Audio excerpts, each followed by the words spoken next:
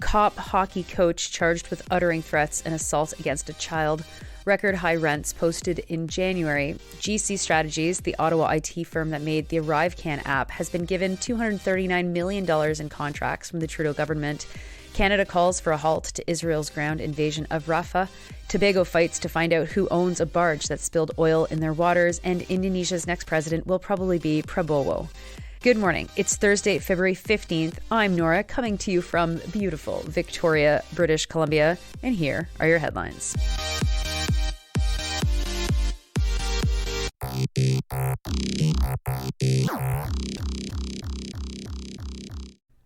A hockey coach in Espanola, Ontario, has been charged with threatening and assaulting a child. Oh, and the coach happens to be a cop.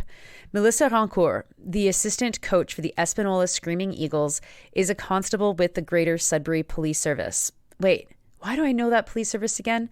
Oh, right, from last week, or maybe 2 weeks ago, when I talked on the Daily News about the allegations that they're one of the sloppiest police forces in Ontario when it came to investigations and evidence. Anyway, she's been a cop for the Sudbury Police Force since 2018. She was charged in an incident that involved a child from another team. Global News' Ryan Roca helpfully quotes the cops, saying that she was not on duty while assaulting and threatening the 12-year-old from the opposing team. Rancourt has been suspended with pay because the law does not allow a cop to be suspended without pay. Roca doesn't mention that Rancourt made $112,818 last year as a first-class constable. Before she worked for the Sudbury Police, she worked for the police in Espanola.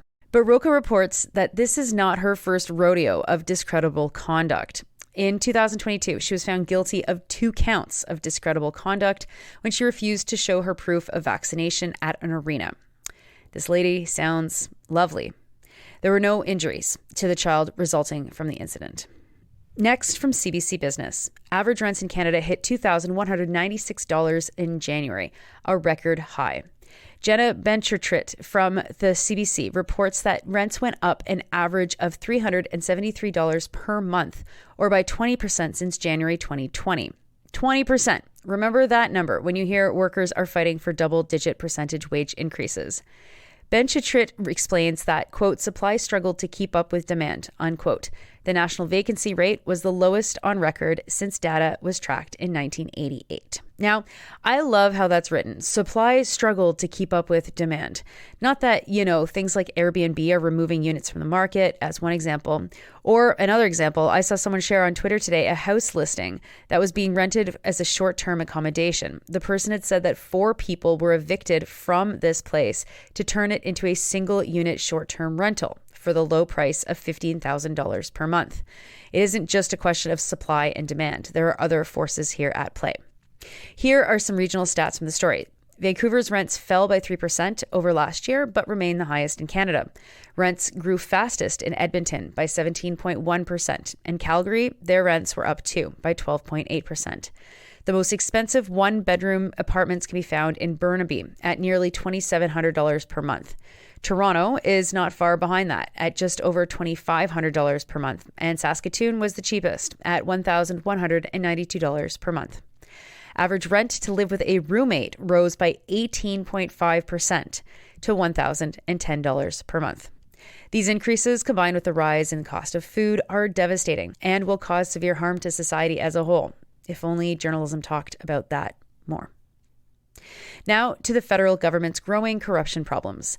It turns out that GC Strategies, the company that was given a contract to create the ArriveCan app, had been also given $239 million worth of contracts since Trudeau was elected Prime Minister. Holly Cabrera with CBC News reports that the procurement minister, my buddy Jean-Yves Duclos, said that all contracts given to GC Strategies have been halted in November, quote unquote, out of caution. Part of the findings of federal auditor Karen Hogan, you will remember from earlier this week, was that money couldn't be tracked related to the app's development. She could say that it officially cost close to $60 million, but it's possible it cost far more than that, as record keeping on costs related to the app were abysmal. GC Strategies has been given 129 contracts since 2015, news that was first broken by La Presse, and 2/3 of that money was given to contracts overseen by Canada Border Services Agency. After that large amount of money, the second biggest amount of money was given to the Treasury Board at $21 million and contracts related to NSERC at $17 million. The RCMP said that they will be assessing the information and, quote, take appropriate action. Now, Radio-Canada has also been digging into this, and they have found that at least 28 of the contracts that went to GC Strategies were sole sourced, as in they didn't go to tender. Cabrera notes that the owners of GC Strategies have never donated to the Liberals, though she doesn't name the owners. I'd like to see that. I wonder if they're recognizable names. I wonder if they've got a history with the Ontario Liberal Party. That's something that journalists should be looking into next. Next, late last night, Canada issued a joint statement with the Prime Ministers of Australia and New Zealand that called for Israel to stop its planned ground offensive in Rafah. The statement called the campaign, quote-unquote, catastrophic. Quote, with the humanitarian situation in Gaza already dire, the impacts on Palestinian civilians from an expanded military operation would be devastating. We urge the Israeli government to not go down this path. There's simply nowhere else for civilians to go, unquote, it read. The statement also said that, quote, Palestinian civilians cannot be made to pay the price of defeating Hamas, unquote. The statement recommitted to Canada's desire to see a two-state solution and called for an enduring humanitarian ceasefire. As of 10:41 Eastern Standard Time last night, no Canadian news organization had their own story about it, instead running copy from Reuters that was just lifting from the statement directly. Watch tomorrow to see if Canadian news will question this call, considering Canada's increased arms exports to Israel since October 7th. Since that news was broken by The Maple, it seems that no mainstream outlets have actually picked it up.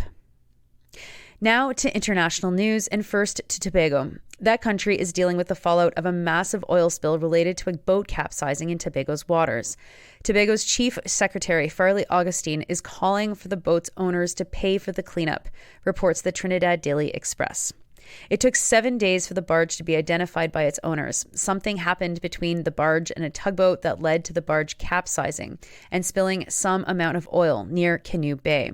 Farley said that the barge was carrying about 5,000 tons of fuel when it capsized, but he couldn't verify this amount without the owners of the barge taking responsibility for the spill. The barge has been identified as the Solo Creed and was going from Panama to Guyana. Reuters is reporting that satellite images show that the oil is slowly going out to sea, and Venezuela has triggered their own watch for the oil to land on their shores. And finally to Indonesia, where the most recent defense minister, Prabowo Subianto, has declared victory in the presidential election. The call was made after unofficial results showed that Prabowo was ahead. Prabowo is 72 years old and was a special forces commander, reports Al Jazeera. He's run twice before to be president, and he was at one point the son-in-law of Suharto. A preliminary count showed that Prabowo won 58% of the vote. Anies Baswedan got 25%, and Gango Pranowo was at 17% in the unofficial, though likely accurate count. Neither candidate has conceded yet. Prabowo ran alongside Gibran Rakabuming Raka, who is the son of the outgoing president Joko Widodo, popularly known as Jokowi. Having Jokowi's son now in government will ensure that his control will endure well past his presidency.